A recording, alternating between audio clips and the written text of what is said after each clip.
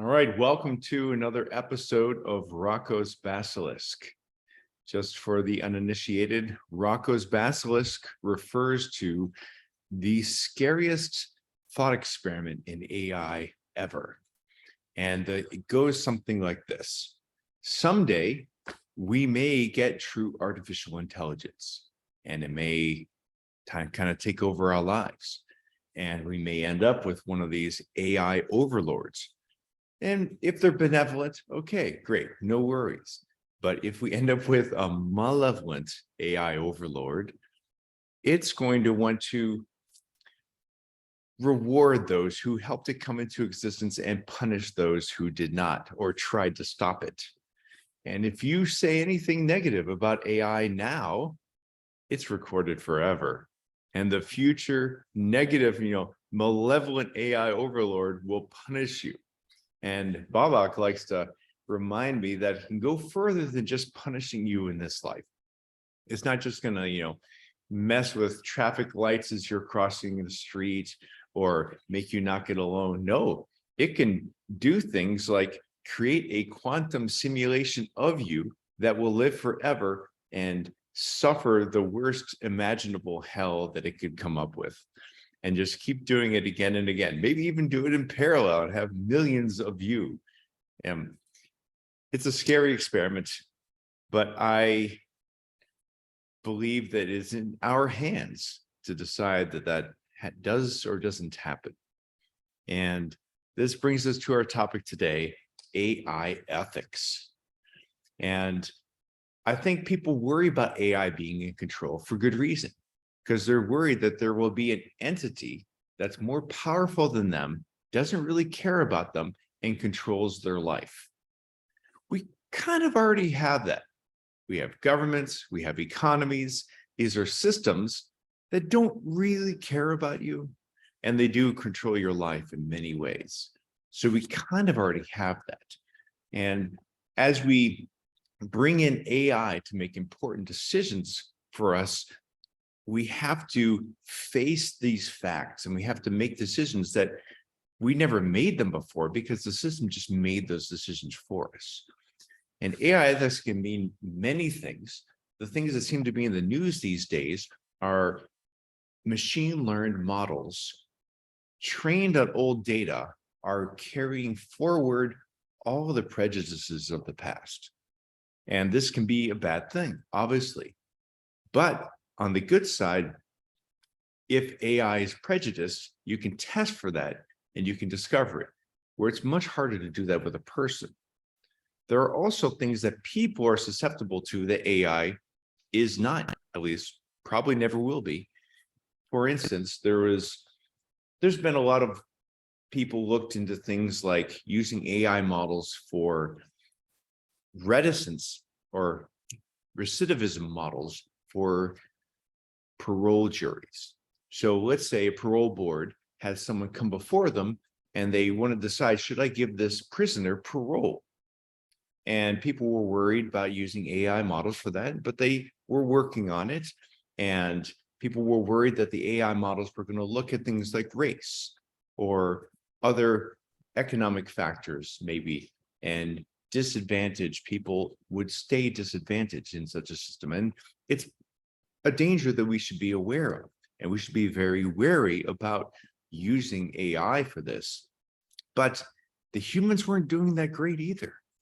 There was a study that looked at these human-led parole boards and put in all of those same input features and every input feature they could find to determine what is the most predictive variable on whether or not a person would be granted parole or not.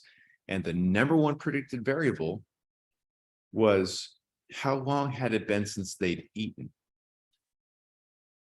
Right after lunch, people were very likely to get parole. Right after breakfast, they're very likely to get parole. But the hungrier that parole board got, the less forgiving they were. So humans weren't doing that great either. Anyway, that's just to set the stage for today. We have today with us Giuliano and Vermeer, two people both interested in AI ethics. And why don't the two of you just introduce yourself a little and tell us why you're interested in AI ethics. Giuliano, you want to start? Oh yeah, I can start. Hi everyone, my name is Giuliano, and I was born in Italy, and my life has been very much focused on enjoying technology and design and the intersection between these two. So I've been, my education is engineering. I have apprentices in academia connected to cloud architectures, federations, and maybe the ethics of clouds. We could talk about that. And on the design side, I've always been like on trying to balance my artistic side of things. And recently, I've been following on indulging into the connection between design engineering and management that is in the domain of design systems. So how to generate experiences from a product standpoint that could be consistent throughout all the users, and trying to respect all the ethics related to that. There's definitely a lot in what regards user interfaces. And I've been working with AI for a few years now, almost 10 years, mostly computer vision. And yeah, I'm also sommelier certified and a music producer. So we can talk about art if you want as well. Yes, very good topic. Vermeer, what is your interest in? Introduce yourself. Yeah, I mean, actually, I was just speaking about sommeliers today. It's one of the hardest certifications I think there is to get. I did a wine tasting when I was in London, and the guy is describing like the type of stone used in the building in order to produce, like, it was mind-blowing, like encyclopedic knowledge. So huge respect for that. Definitely, I'm doing my own education in wine. Yeah, my name is Vermeer Michael Ambartsumian. I am fairly junior compared to these gentlemen, but I am an AI safety ethics policy researcher independently, and I also do now business development in AI with startups. And most of my education kind of came out of a natural curiosity. I discovered some really high-level quality philosophical classes in my community college. Decided not to do engineering or philosophy. I mean, psychology. I went into philosophy. And at NYU, you can kind of add whatever you want to study. So I learned astronomy and psychology as well. From there, I remember watching Stanley Kubrick's 2001, right before COVID hit, right after I graduated, and I was doing some business and sales. And it just kind of hit me like, I had this great conversation with a friend. It was, you know, this is the future. We have to be prepared. And I noticed he was more optimistic than I was. And I said, I have to do something about this. So I went down naturally into the rabbit hole. And I built up some of the technical knowledge. So I worked for an AI startup as an intern, as a programmer, which was very interesting to get that technical side. Moved to sales engineering, kind of translating the technical side to the sales staff and vice versa. And now, I mean, my goal is to learn about our past, do research, like I've said, into the future, kind of the culture, how it shapes what we can do to make it beneficial. And then the present day stuff is that business development. And it all kind of intertwines, because the research helps the business helps the research. You kind of get a feel, and knowing what people did in the past and predicted, it's just fascinating. And I mean, now with ChatGPT, my barber asked me about safety and AI, and my Uber driver, I mean, anybody who's interdisciplinary arts, doesn't matter. They're super into it. So I feel like I tapped into the right thing a bit early, and it'll be exciting to see across sectors how it's going to affect kind of our human condition. So this is a very timely topic. I mean, maybe we'll break some new ground here and change the world. Well, it's yeah, definitely true that ChatGPT is definitely something that has captured people's imagination. And it's the first time in my life that all of the non-AI people in my life are asking me about something in AI. And even every random Uber driver will ask me, you know, about, hey, have you seen ChatGPT? I've never had that experience before, where they Yeah. even know one I of mean, these models. Yeah, I prompted people, of course, by saying that I'm working in AI, right? But the reflection was also like before, like, what's that? Or technology, or oh, do you think about self-driving cars or Tesla? Now every time the response is ChatGPT, and it's the fastest growing app ever, I think, platform ever. So it's definitely on the main stage now. Yeah, went to 1 million users from 0 in 5 days. 5 So, days. yeah. So, Juliana, what are some of the ethical issues you think about here? Have you tried ChatGPT, or do you think about other models? Oh yeah, absolutely. I've been using generative models in different domains, including music, including wine tasting, for wine food pairing, etc. And definitely ChatGPT has been a very fascinating moment in this history. I'm a designer, so I conceive things from the interface standpoint. So you can really create a kind of an evolutionary model in interfaces. And in the grand scheme of the evolution of interfaces, ChatGPT sets a specific evolutionary change. The previous changes that we can actually see having that incredible effect are definitely the World Wide Web, so 1993, 94, 95. Before that, the graphical user interfaces. Mm-hmm. Before that, the personal computers. What I mean by that is interfacing means you as a human being and the tools that you can attach to your body to obtain an objective. Imagine. Before, I mean, Cell you're phone. making me think of all the way back. Before the graphical user interface, it was just text, and before that, it was the punch card.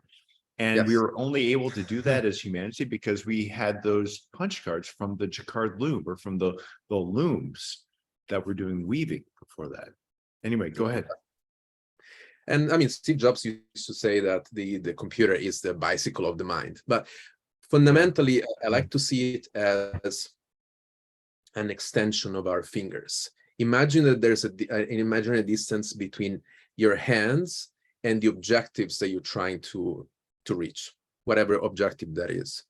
The history of this distance started from actually 2001 Space Odyssey. Space explains that, where the monkey is able to grab something for the first time using the tool, using thumb, and is able to Extension. actually use something for something else. And guess what happened? The first thing that did actually was to killing the other guys, which is such a metaphor for what we do right now, and the use of tools that we have, and the impossibility of us to control the evolution of these things. We're like spectators of our own reptile brain that just manifests itself when it can to actually take over.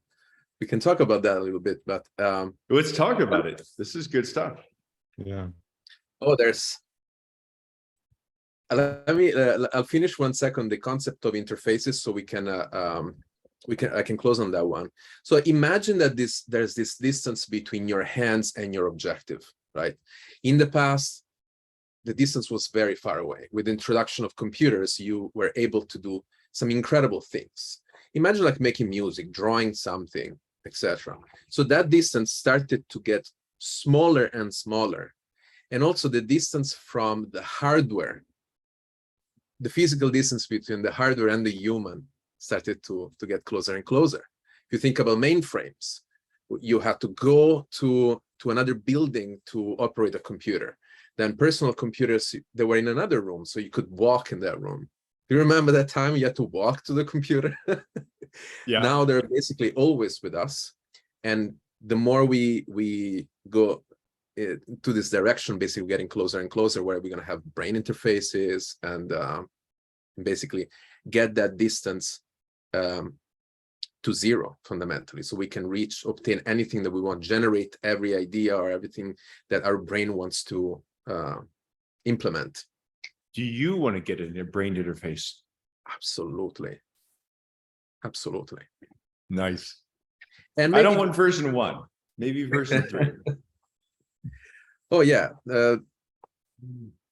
Now we can do some scenario analysis around that.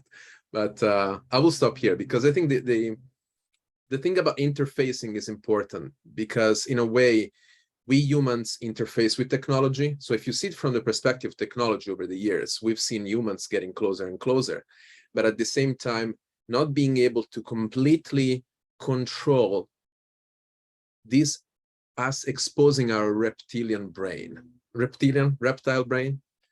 Basically, that is the primal instinct, which includes also not having moral judgment around hurting somebody. And so we can see, for example, the use of drones. What are the laws of robotics, by the way? The number one, like never hurt a human being. Like we're already past that, like from and never allow a human to be hurt by inaction. I mean, his whole book is based on these laws being breakable, you know, and finding inconsistencies in these. So I mean, I find this extremely fascinating, you know. And speaking of the reptilian brain, it's like, I don't know if this statistic is real, but they say 30% of not the dark web, but 30% of the internet is pornography. I mean, this is a genius technology that we're using. Remarkable, something that, I mean, ancient philosophers, scientists, mathematicians would dream of. And we're using most of it for our primal instincts. I mean, so if you think about, if you can kind of roughly see what most people are using technology for, it could be innocuous too. I mean, Netflix, Instagram, Facebook, Reddit, these are normal uses. I mean, not everybody is using advanced technology for advanced purposes. It's mostly to satisfy these kind of dopaminogenic effects, if I pronounced that correctly. But my question to you guys is, do you feel like the monkey with the tool? I mean, what needs to evolve for us to use these properly? Because people talk about the AI risks in the future, and what if AGI is conscious? And the more interesting to me is, like, do you not see, I feel like our mental health or our affect or our time usage of our waking hours has changed permanently since the advent of the iPhone, since the advent of, you know, social media. Like, don't you think we're already kind of seeing very, very strong effects from technology? It doesn't seem like it's that much into the future, you know? Well, I know the huge effects on my daughter's generation are all the screen time they spend and the emotional connection they feel to their phone. It's pretty big. I mean, everybody talks about dopamine again. Dopamine is designed to lead us in the right direction in life, a direction that will lead to survival and having offspring, right? But now dopamine is being used or that dopamine button is being pressed by how many likes or interaction you get online.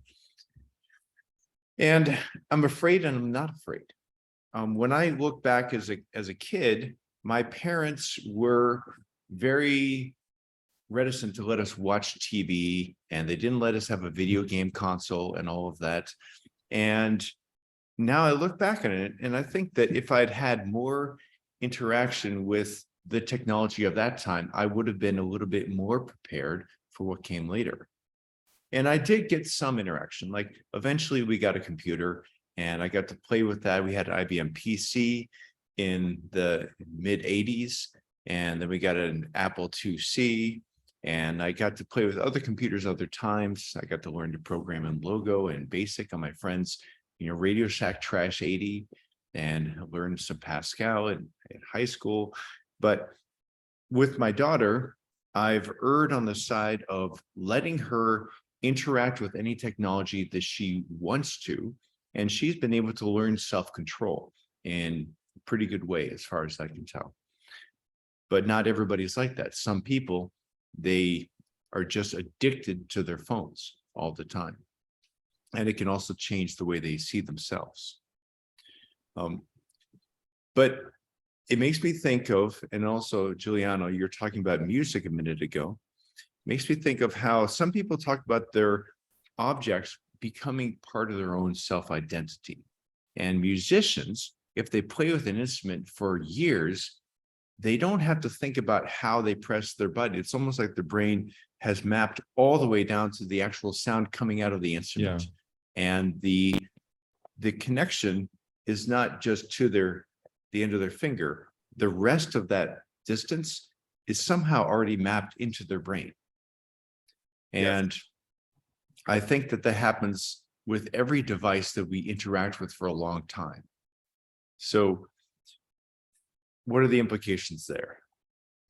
That's very interesting, because when you talk to artists that have been doing their arts for more than 10,000 hours, for like their whole life, the way they explain it is, again, I'll give you an example in a second, is art is made of different disciplines. When you do your art, you do it in different ways, different outputs. One is the cultural one aspect, communication. Art is communication, but also there's a technical and implementation side of your art when you actually create something. And in the case of musicians, for example, they tell you that you have to keep studying till the art moves from your brain and your heart to your hands. So it gets really at the border of your, the frontier between you and your instrument, right? The interface. The interface. And a classic example, when you type, for example, and there's somebody next to you, you tend to forget that that technique of typing is actually not anymore on your fingers. And for some reason, you're not able to type comfortably when somebody is next to you. I don't know if you ever had that thing. No. Sometimes people say, oh, damn, I cannot type if somebody is watching me. Like, that happens because you're using your brain and not your hands anymore to actually do the typing. That's an example. After this, I wanted to ask you, what was your question? Let's drill down a little bit into your question. So one thing I remember reading in psychology literature is about how our objects, the things we own, become part of our personality. We identify with them personally. And if you lose something, an object that's important to you, you feel this deep internal sense of loss. And I wonder what's being mapped in the brain when that kind of relationship with an object occurs. And then I think about, okay, if you have, let's say, a keyboard, like I think you have a drum pad right next to you there. Yep. When you have a clarinet, when you have, a violin, these are all interfaces to some other technology, if you will. And if you're very practiced with that thing, you have mapped what happens when you have a desire in your head or a thought in your head, a sequence, and then you just do the actions and it gets all the way to the sound waves that are generated. Or if it's painting, the image that will be generated. And sometimes you're even thinking about what it will look like after the paint has dried. You're thinking ahead. Now, how does this all get unleashed when you get your first brain implant? And then no longer is it one modality. It's no longer, just a bunch of buttons, discrete buttons. No longer is it, brush strokes. Now, maybe it's just from brain to any output medium that mankind can make. That's a dream for every creator, to have like 1 million buttons that you can press with zero response time and just do what your mind and your spirit is telling you to do, and just something manifesting. And it will be the quality of that idea. We can talk about the quality of an artistic idea compared to all these new generative AIs that we have. That type of new interface with all these new medias will bring us to the absolute next level of artistic creation, implementation of art. But as I mentioned before, there are other aspects of artistic manifestation. For example, the communication side of things. And if you look, for example, on Instagram right now, everybody has been using Midjourney or this generative AI. Lensa. Yes, to create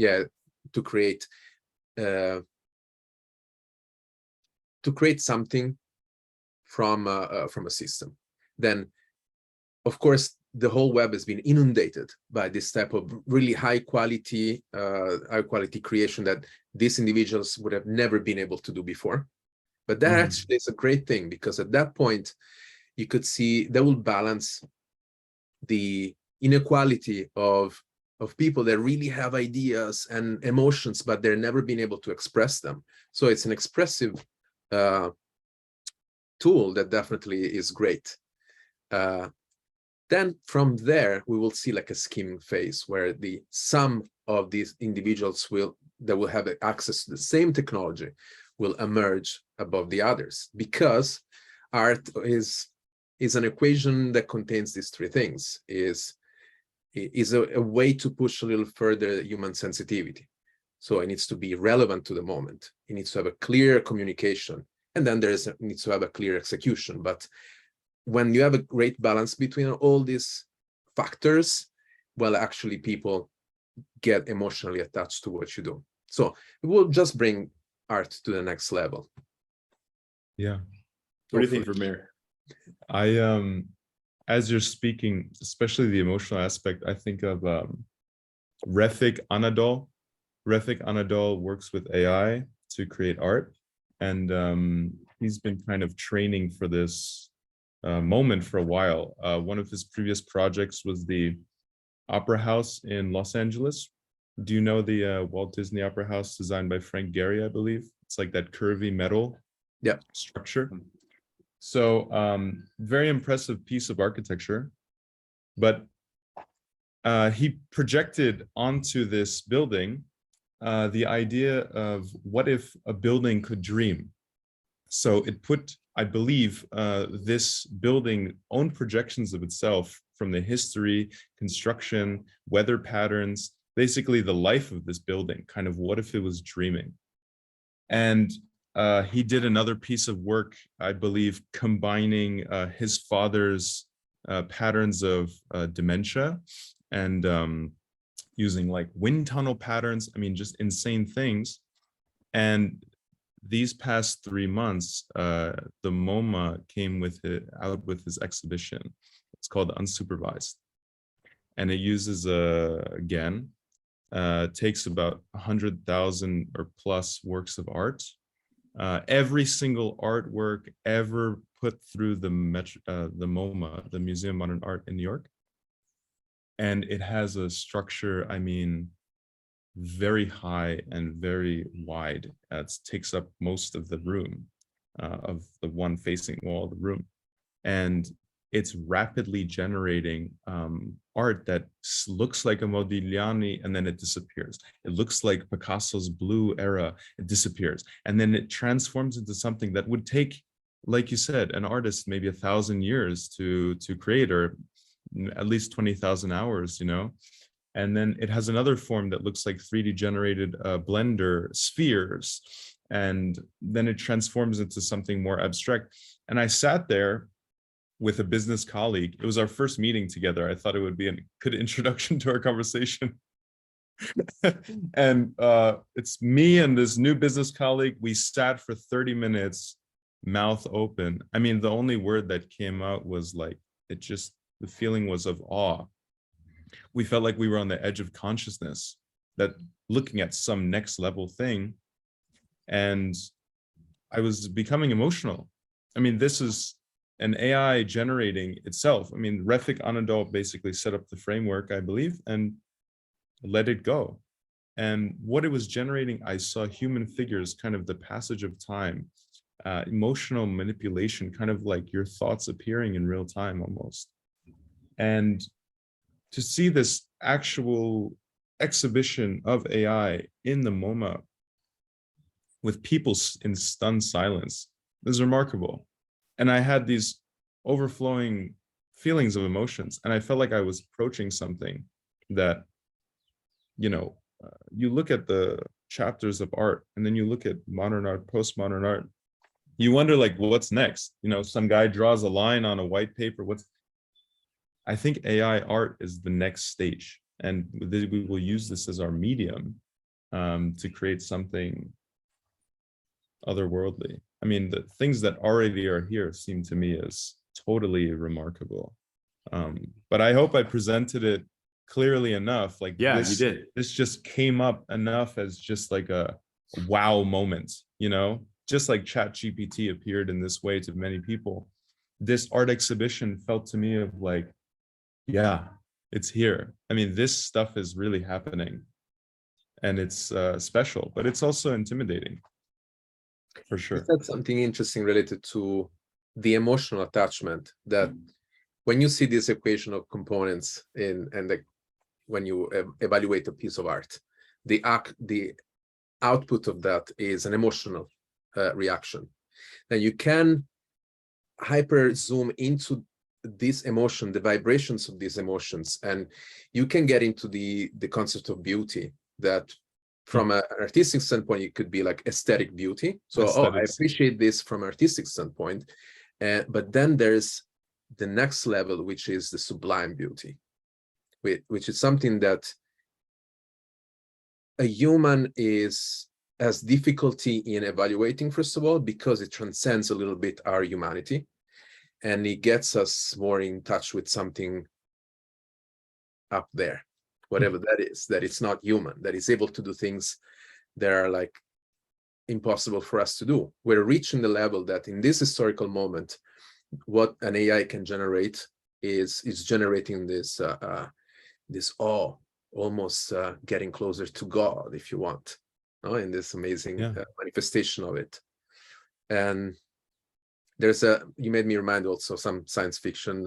One of my favorite books called Hyperion by Dan Simmons, and there's a chapter when he gets close to the AI to talk to the AI, and there's this like sphere, and the AI just speaks in haikus and Zen koans. There was no ChatGPT in that scenario, but so very abstract, very different. But I guess it's a similar way to interface to something that is bigger than us. Then the question could be, this thing is going to be vintage pretty soon, where humans will say, oh, do you remember that time where we are the Baroque of AI just giving us all this stuff? Yeah. And we went into a minimalistic, hyper emotional moment, maybe an artistic moment coming after that. We'll see. For now, I think we're just enjoying all the amazing things that we can do, technically speaking. Mm-hmm. But as you see, all these components of art, there's the technical part. When technology evolves, bring everything a little closer to it. So imagine this kind of surface of this equation that changes all the time. But then there are some special moments where these equations provide a specific solution, and those are like artistic moments in history, like a Picasso making Guernica, or even the invention of the transistor itself, if you want to get artistic like that. So one thing I like that you said earlier, Giuliano, was that art is about communication. Now, how do we define communication?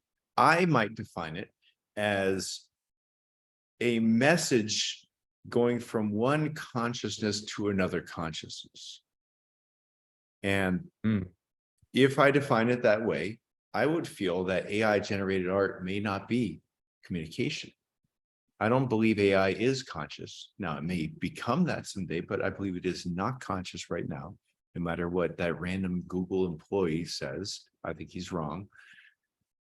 And I get the same feeling when a bot calls me on the phone and I'm talking with an AI generated assistant or some bot that's trying to raise money for who knows what. And I get so annoyed and I hang up immediately. But if it's a human, then I feel like I need to stay on the line for a few seconds to say, no, thank you, I'm not interested. I feel like I need to show that respect to a human. but I get so annoyed when it's not a human.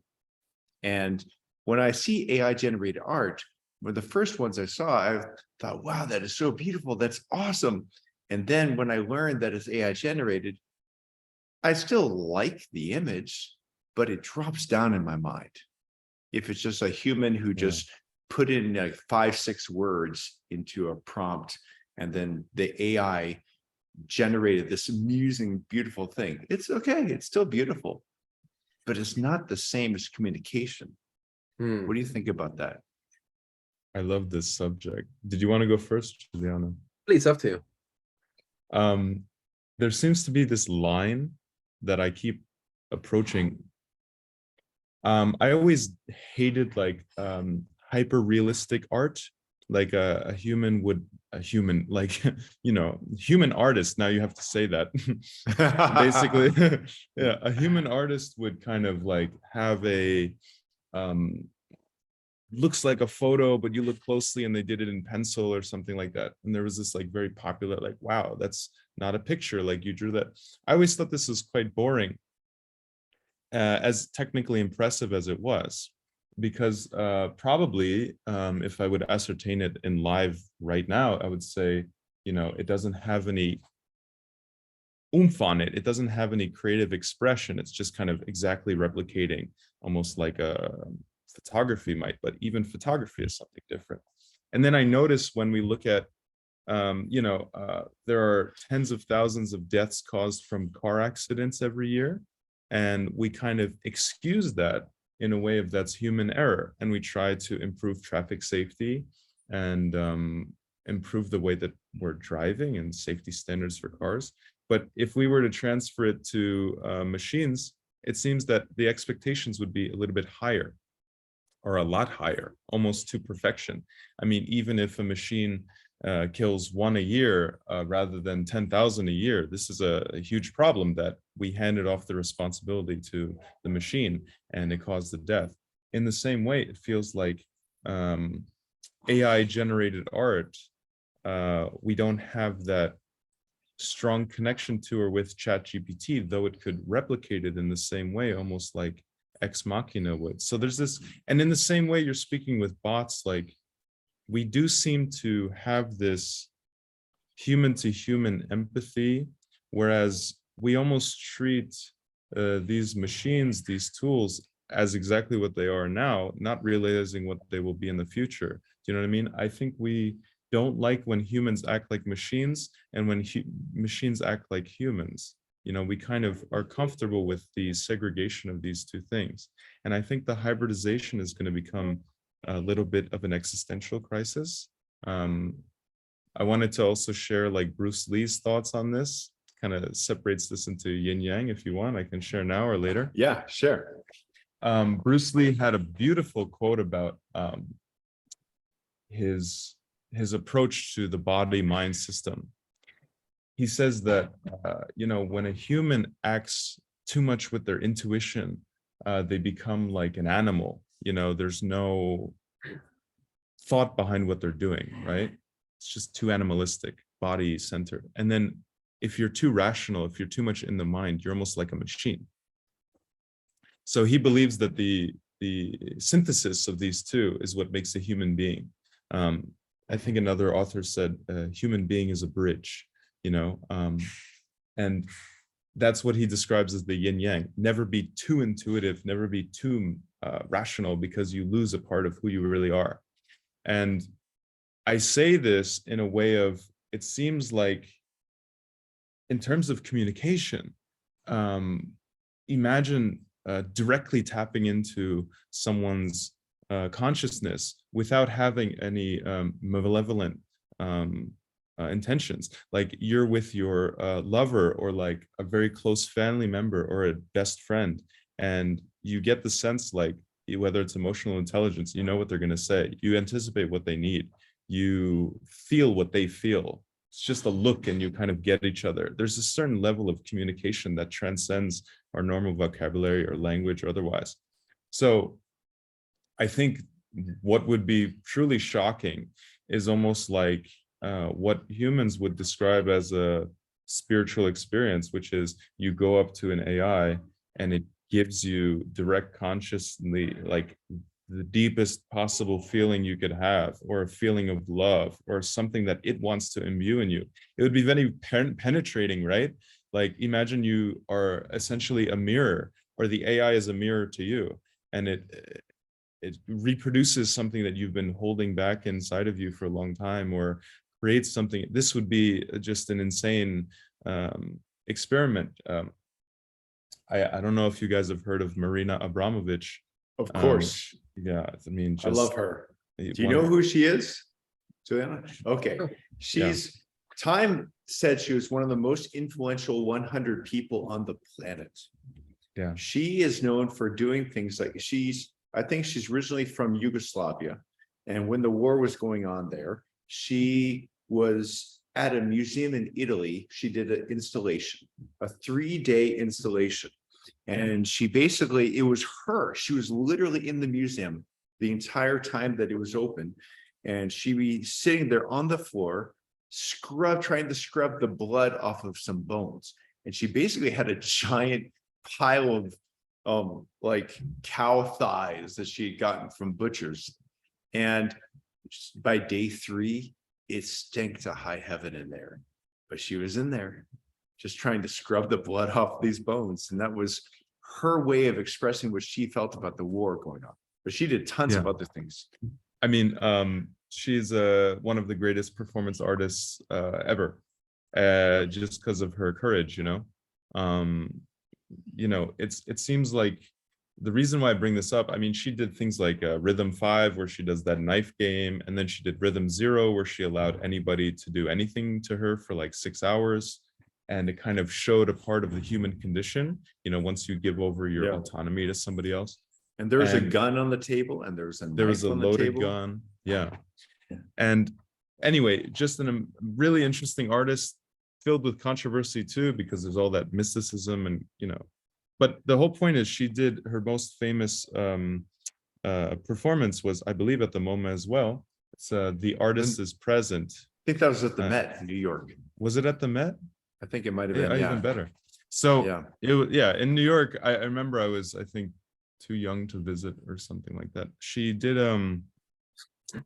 this she just sat down, and anybody could get online, and I believe for any amount of time, physical line, like you stand in line, not online in the internet. No, you had to be you stand present. online. Yeah.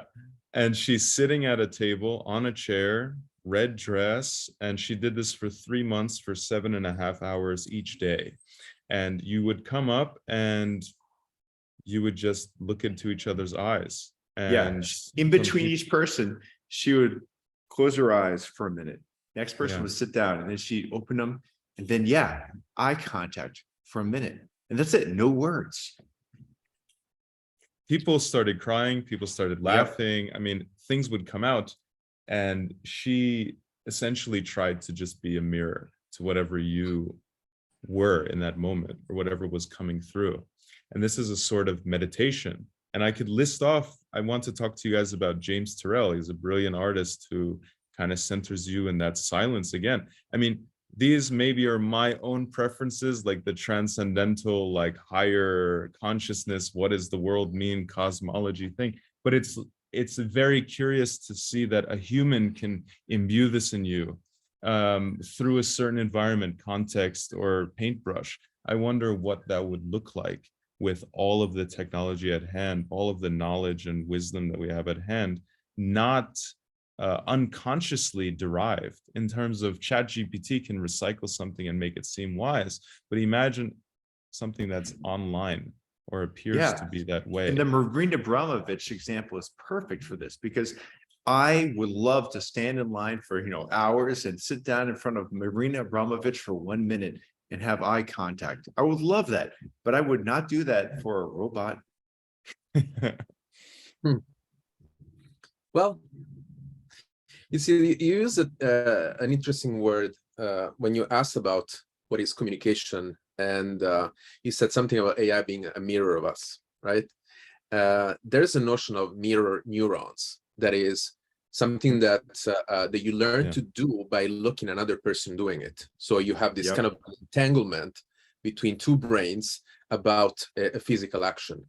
I remember like playing piano by looking at my teacher, and then like being able a second after to do things that I was never able to do before. That's because there was this form of communication that was completely different from words. No words happened. In design, we have 3 layers of emotional attachment to something. So you design something and you can have 3 layers. The first one is empathy.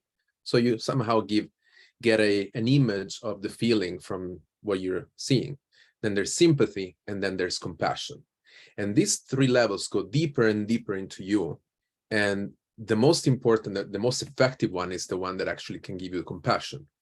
Listening to Mozart's Requiem, for example, or this universal art that they're so magic, their equations are so perfect, they're able to trigger a physical reaction to any human being on the planet, that which is an incredible feat. And then you say, okay, that's an artist because he speaks to the world, he speaks to the human genre and above.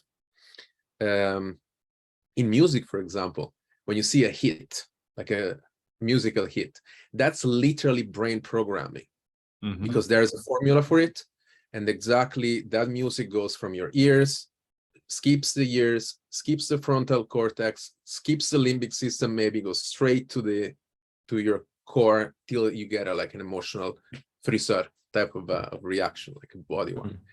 So communication, you can see it as how to create this kind of emotional entanglement and what's the best way of doing it. It could be by words, by music, by not doing anything. Sometimes when the things that we do in terms of art are not enough, the physical act is the only one that really works. For example, staying there and having like a visual connection, and that's it.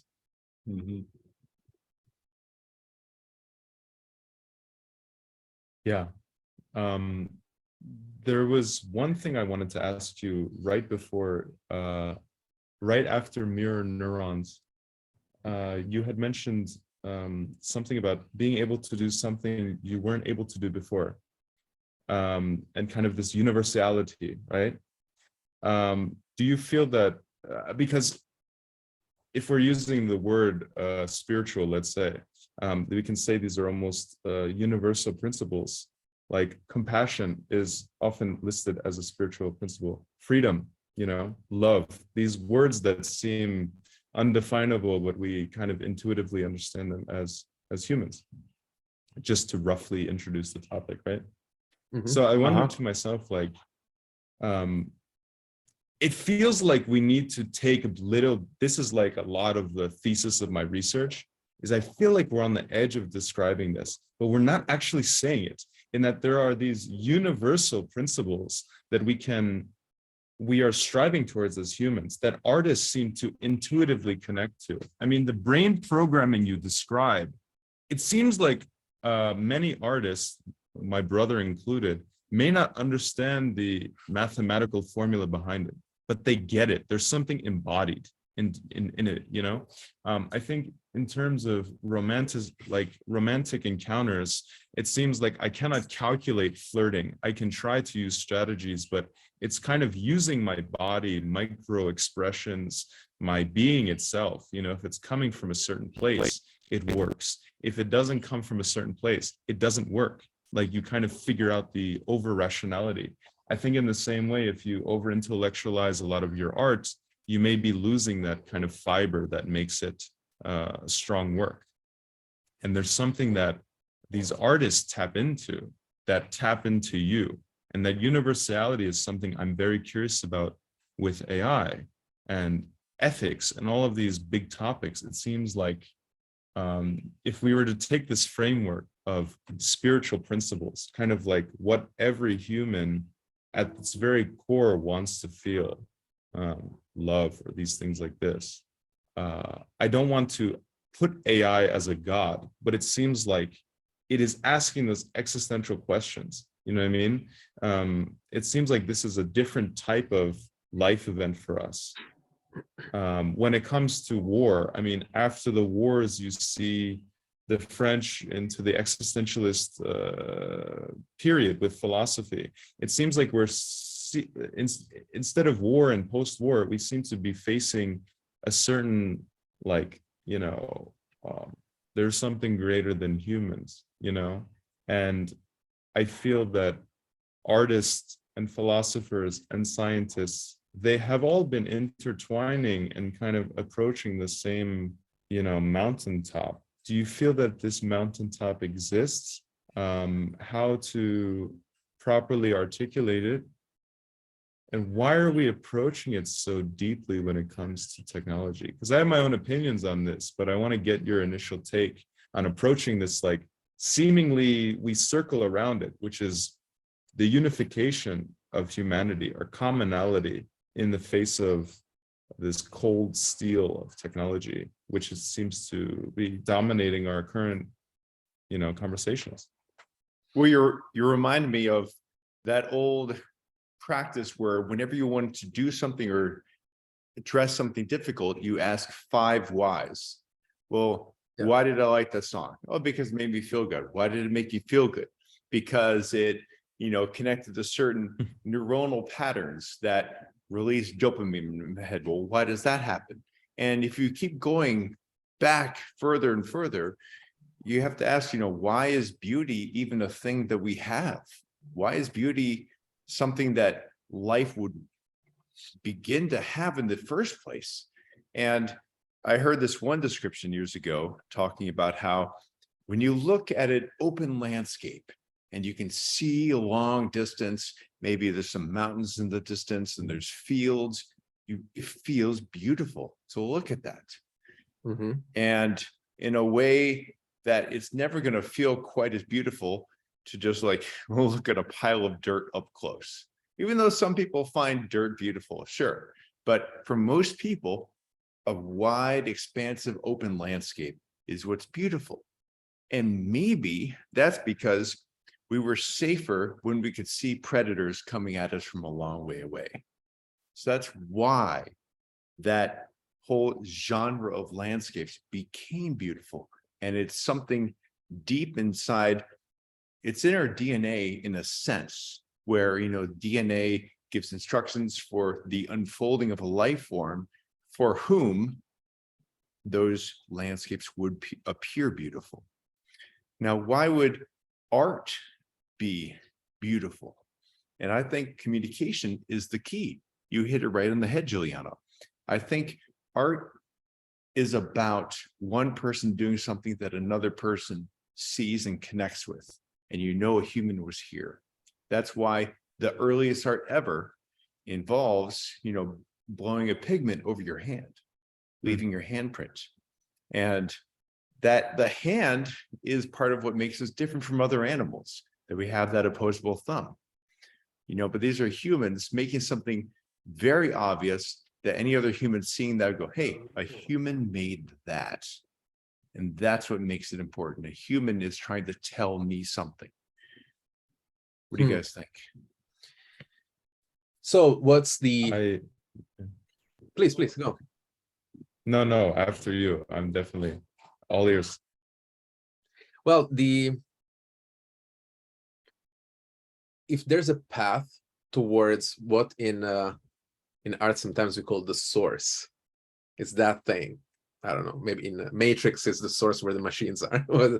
But when this path towards the source, which is the absolute source of purity, that maybe it's inside of us, or maybe it's non-localized around the universe.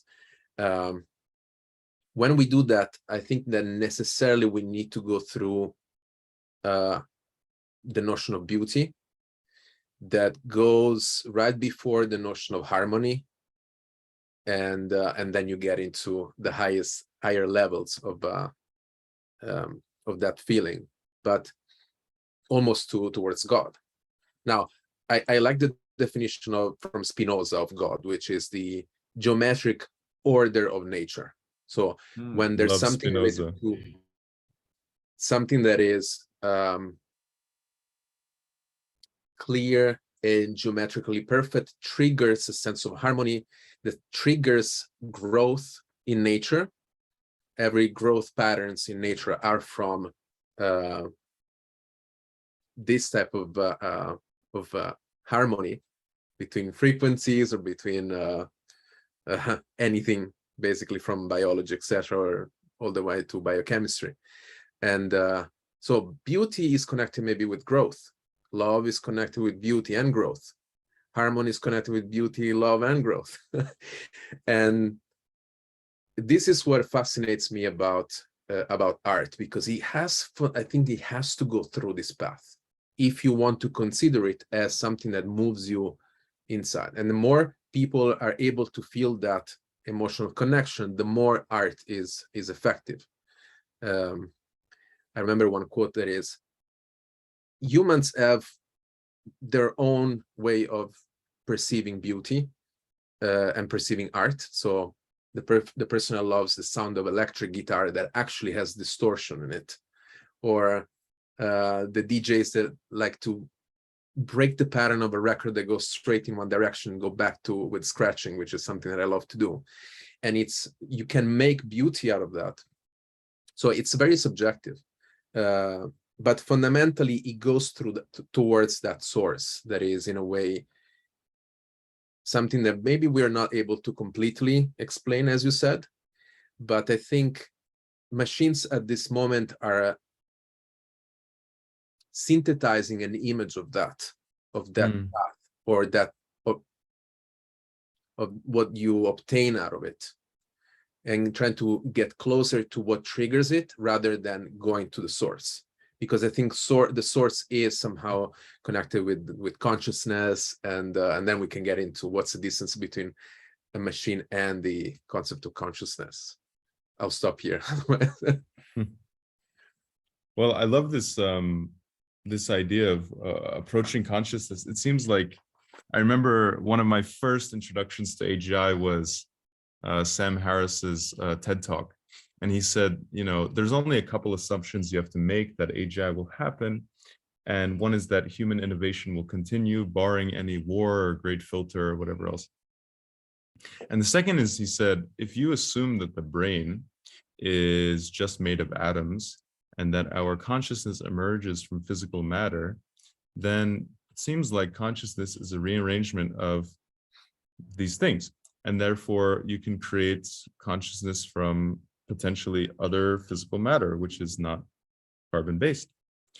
And, even if you kind of remove religiosity from it, it seems that, if we are all in a closed system universe, and we are humans understanding the very universe that we are in, it seems that another assemblage of neurons can try to understand that universe that it's also in, but we are at a limited capacity as this arrangement to reach this kind of ceiling.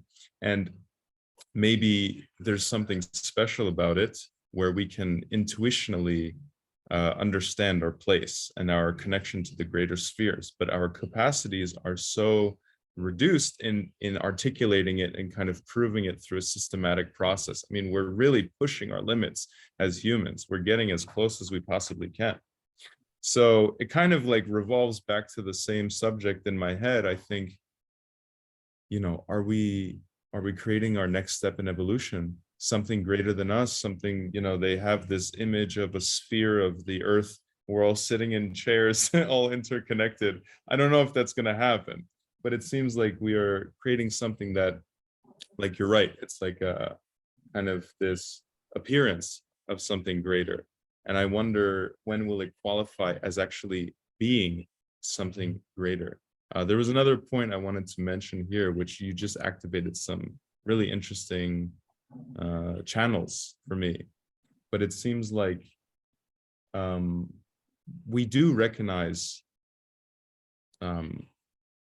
another author described it as a sense of God in things, right? Like you recognize an essence. Like you look at Picasso's great works, you listen to Rachmaninoff, there's something in there you recognize which is different than a common work of art or something like that. It's kind of approaching something else.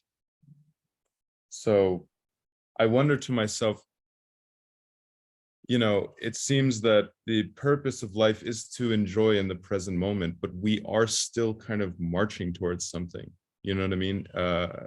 I think Jan Tallinn, he was, I think, an early developer of Skype, if I'm not mistaken. He said that, we are minimum viable AGI builders. We're just smart enough to be able to do it. And that's an interesting thing. Like, one of my original conversations with my friend about this was, and this is the most curious thing I think to me to this day, which is like, I structure it this way: nature created us unconsciously through an evolutionary process. We're creating AI consciously. I mean, whatever consciously means, right? We're doing it on purpose. We're designing it in a way to almost reduce this hungry judge effect. All the 182 cognitive biases, maybe if we approach it correctly, will consciously create it as perfectly as we can. What is that thing going to create? Like an AGI, what will it create in its next step in evolution? Or a movie even, or things like that. Like, if nature is our creator and we are the creator of AI, what will it, as its role of a creator, be? And this is, to me, this is where my brain stops working.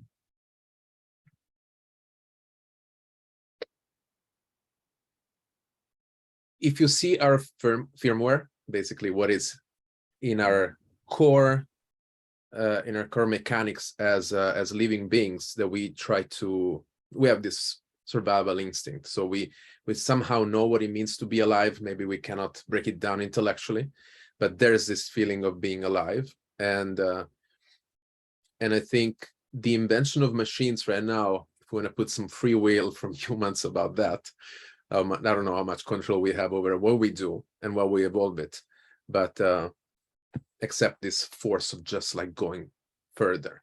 As you said, like there's an horizon of clarity in front of us, we just go there. Like it's just out of control. We got out of Africa probably with the same feeling. And so currently everything that we've been building is very much connected with the sense of existing.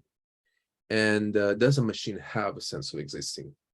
Maybe they will never be able to create a neuronal mechanism that we have that connects us to that source, in sense of like having a consciousness or not.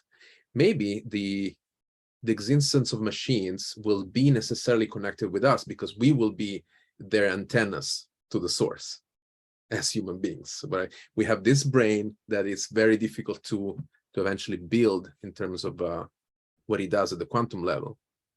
And maybe that's we're gonna be just the antennas of them. So we're gonna coexist. I like it to be like a little more like utopian. There's a beautiful movie that I suggest to watch. It's called Green Planet from the 70s. It's a French movie where technology is basically invisible, a little bit like Dune, the last Dune, where but you don't see it like manifested in all these things. Everything is very vintage, etc.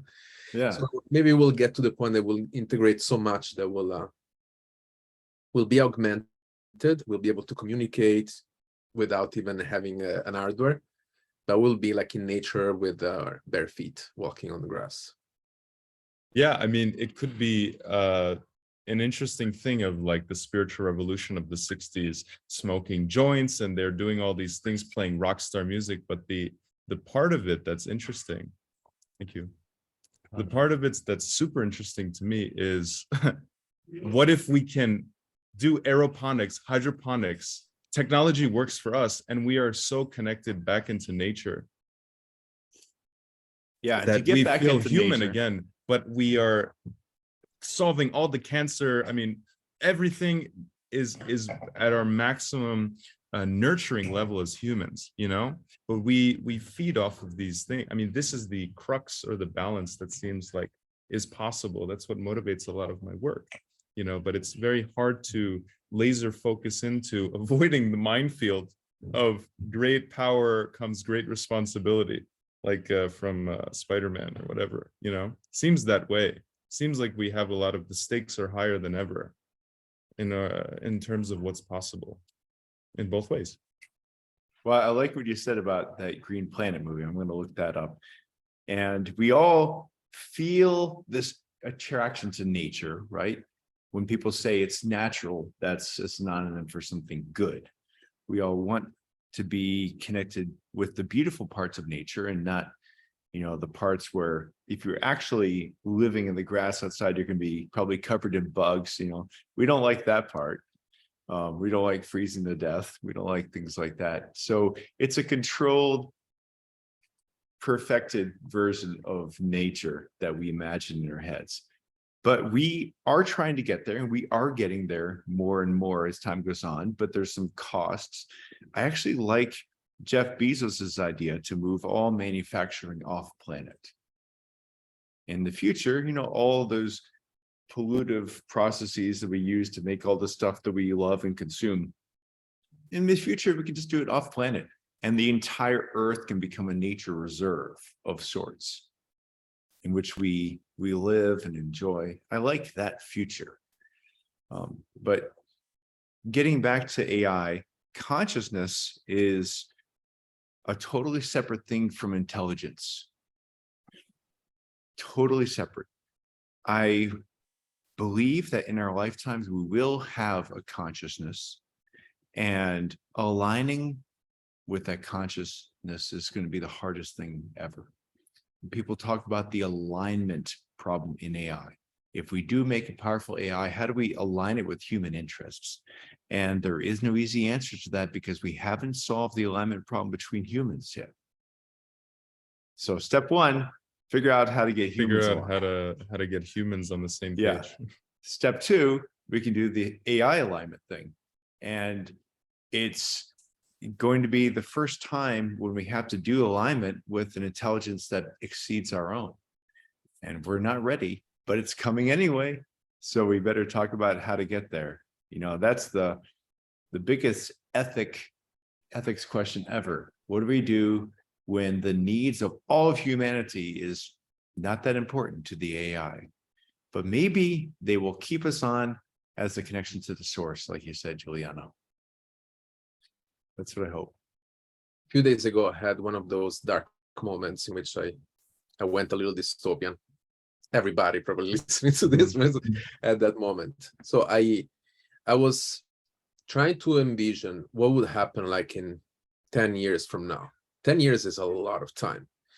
And I was doing it in an evolutionary scenario analysis of us not being able to inject proper ethical equations. Spinoza described the ethics like in form of logical statement. Maybe the AIs should read Spinoza a lot.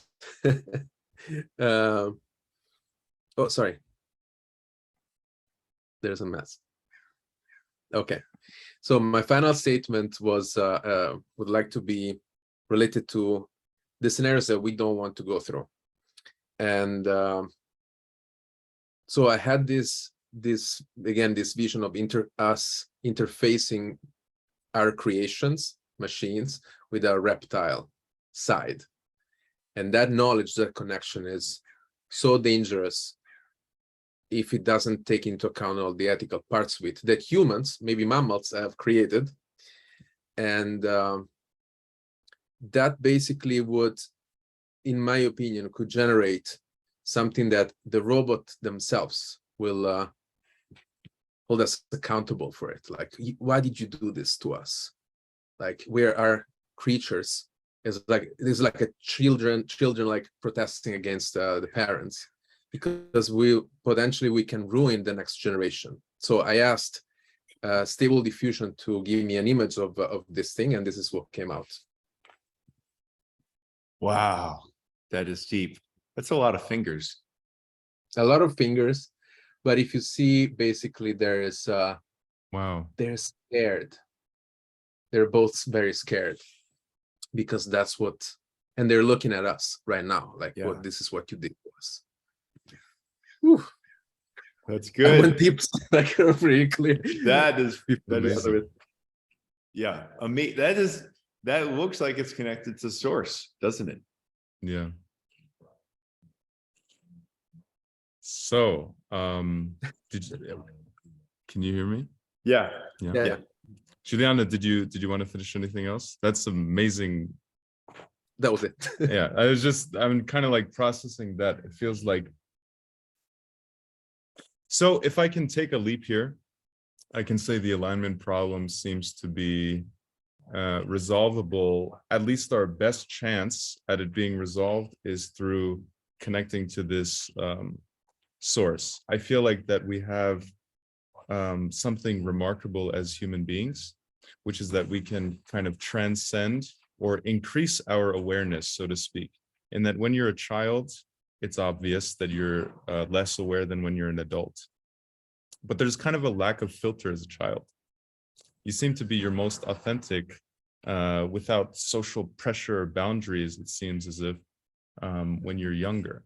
And then when you jump into adulthood, things change, but you can also kind of remove these social barriers and not be so attached to your cultural background or your familial background or just passing on the same traits as your family. And then eventually you hope you can be a wise man or a wise woman when you're older and kind of pass things along so that other children and your younger generations can accelerate their growth. And this kind of process to me seems rather interesting. What does a wise older person have that a younger person is seeking? And it seems as if this alignment problem and what's pushing us is that we need to sort of wake up.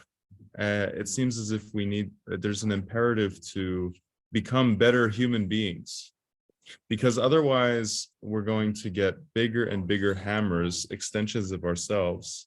And it's not going to be all guitars. It seems like it's going to be bigger and bigger weapons, nuclear bombs, autonomous. Maybe humans won't even be in this process. And as I said, I feel like the stakes are getting higher. So it seems as if we kind of tap into our place in the universe, we might be able to create benevolent machines. And not only that, if they overtake us, we may be able to accept this passage, as in that as humans, we did our best. You know, we did kind of what we thought was necessary. We made ourselves the best kind of love-centered humans possible. And we programmed technology to discover the secrets of the universe. I think this is something that we would be proud of and would keep us sustained. So I'm excited for the journey. I mean, I look up to you guys who are developing some brilliant things all the time. So I just hope that we can do things with the right intention, and hopefully it leads to the right outcome, our extension. So, yeah. That's asking more wise. A lot of Without whys. parents talking to the machine's answering us. From A to Z, there's always the why, right? Exactly. Well, thank you guys. This has been another episode of Roko's Basilisk, and hope to see you back here again someday.